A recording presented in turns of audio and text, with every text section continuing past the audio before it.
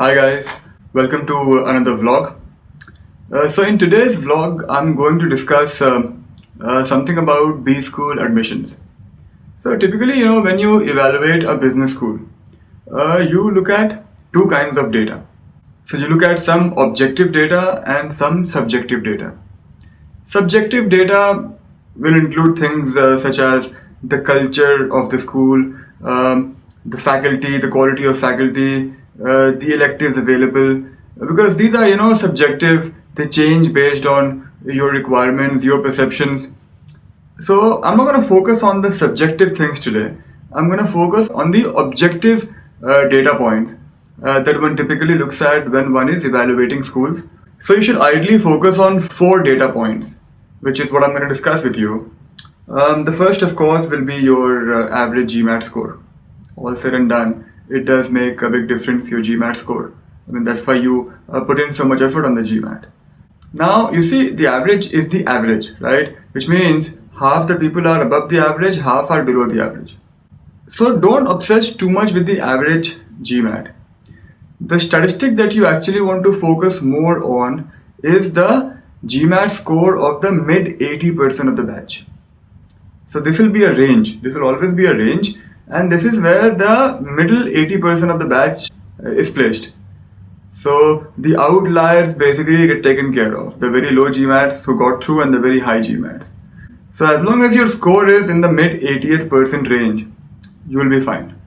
To give you an example, the average GMAT at Yale is around 720, right?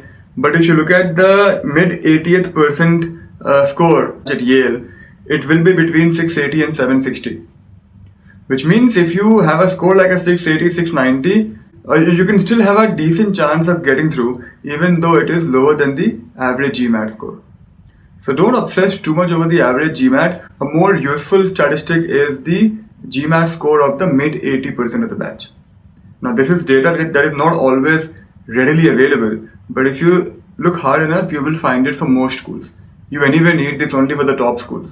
Anything beyond top 25, you don't really care about the mid 80th percentile. Even if you have a slightly low GMAT, you should be competitive. Also keep in mind, the GMAT score or your GMAT score, how it is perceived by the AdCom will also depend on your profile.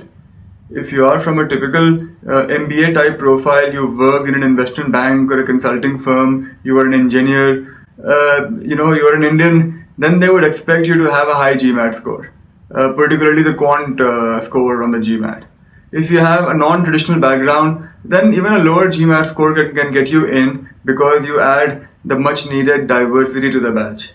So keep that in mind when you decide whether you should retake or what would be a good score for you on the GMAT. So you might still be thinking, how will I get that mid 80th percent data? As I said, it's available for most schools. If you don't want to put in the effort, I'll give you a simple rule of thumb. It's not a perfect science, but you can keep this in mind. You can apply to any school whose average GMAT is as much as 30 points above your GMAT score. So if you have a 650 on the GMAT, you can apply safely to schools whose average GMAT is around 680. I mean, again, as I said, it's not a perfect science, but this is a good rule of thumb for you to keep in mind. The highest average GMAT right now is at Stanford, by the way, 733. So okay, the GMAT is the first data set, then we move to the GPA. So ideally your GPA should be 3.5 or more, 3.5 or more on a scale of 4. If you are from countries such as India, where most of the schools or colleges do not use a GPA model, don't worry, you don't have to convert anything. The AdCom will do the conversions as required. But ideally, you are looking at a 3.5 or higher GPA. A lower GPA though can be compensated for by a high GMAT score, but not vice versa. A low GMAT score cannot be compensated for by a high GPA, because that shows that your temperament is lacking or something was lacking on the GMAT. But if you have a slightly low GPA, your GMAT scores can make up for it. Also, again, coming to India, if you are from some colleges where the scoring system is very, very tough, so even the toppers get around 60%, 65%. So then, more than your GPA or your overall score, what you may want to highlight more could be your rank in your batch. So if you only got a 55 or a 58%, but you were ranked in the top 10% of your batch, that's a great thing. So make sure to highlight that somewhere in the application, assuming that is the case with you. So that's your GPA. As I said, it's not very important, but it should be decent. Then the two data points that I think are very useful. The first of which is the acceptance rate of the school you're applying to. The acceptance rate is nothing but out of every 100 students who apply to the school, how many get through. The lowest acceptance rate is again at Stanford, around 7%. Out of every 100 applicants, around 7 get through to Stanford. Harvard is around 10-11%. So as far as the acceptance rate goes, any school which is around the 25-30% mark is, I think, a good reach school, if you ask me. So you should, if you have a good profile, you should have a decent chance. Because see, if a school has a 25% acceptance rate, which means 1 in 4 people get through. So think about it this way. When you submit your application, your first goal is to get the interview call. You don't directly get the admission offer. First you have to get the interview call. So out of 100 people, if 25 get through eventually, then to admit those 25 people, the AdCom will usually interview around 50 people. So in terms of your chances of getting an interview call, they're actually 50%, So if you don't manage to get an interview call in a college with a 25-30% acceptance rate, it means something was seriously lacking in your application. You may want to give it another look. So any school with an acceptance of around 25-30% is good. I mean, beyond 40%, I think would be a good safe school. You should most likely be able to get through to those schools. Any school whose acceptance is lower than 20% would definitely be a school that would be difficult to get through, because those will be very competitive. One interesting thing to keep in mind is sometimes schools which are not very high up on the ranking charts can have very low acceptance rates. For example, Penn State, the business school at Penn State, I think it's called SMEAL, would have an acceptance of around 17-18% thereabouts. But that's probably more because a lot of students apply to these schools and the number of seats are very few, 60-70 seats typically. So that's why the acceptance goes down. It's not like they are the most wanted schools in the US. So that's your acceptance rate and how you should use that. Now the last data point, and one that a lot of students are not aware of or don't know what it means, that is the yield of the school. Yield is nothing but out of the 100 offers that the school gives out, how many students accept the offer. So the yield is very useful because it shows how much a student wants to get into a particular school.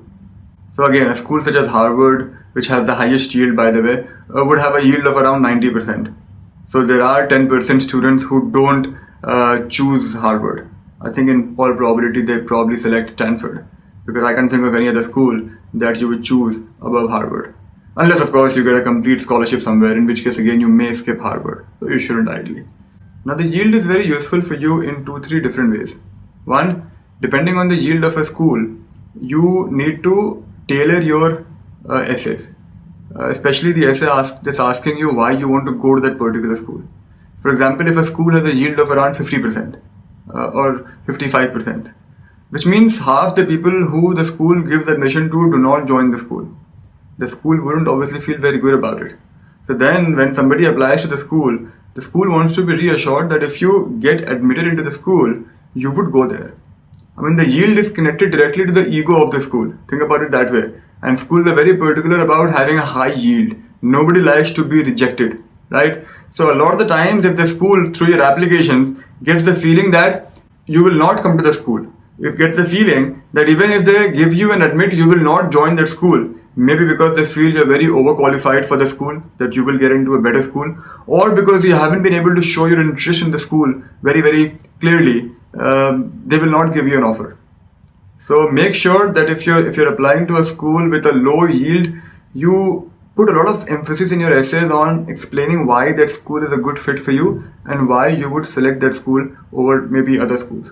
So that's something you want to make a part of your application strategy. Also, if you get waitlisted on a school which has a very low yield, again a 50% yield let's say, then your chances of converting the waitlist are very high, because a lot of people who the school admits will not select the school. So if you get waitlisted, for example, in a Harvard, I mean your chances of converting that will be much lower than if you get waitlisted at a Cornell. So again, the yield can come in useful when you're evaluating your chances of converting your wait list. So these are 4 data sets that you should consider when you decide which schools to apply to. Now, to make things easier for you, and because I'm a nice guy, what I'm gonna do is I'm gonna share the statistic of the top 50 US business schools on these 4 data points. It's something normally I use for my own purpose if I'm counseling somebody, or generally for my own information. So I have the data with me. So I'm going to share that with you guys. You can find the link below in the description. So just go to that link and download this information. So the data will be in the form of a PDF. What you want to do is copy the entire thing and paste it in an Excel sheet, because then you can sort it, and you must sort it. Try different permutations. So sort it by acceptance, then by yield. See how you can arrive at the best combination of all the 4 data points. So I hope you found this vlog interesting and you will make use of the data I'm providing you with. I wish all of you luck with your applications. Any questions, feel free to email me, and I shall see you guys tomorrow in another vlog. Have a nice day.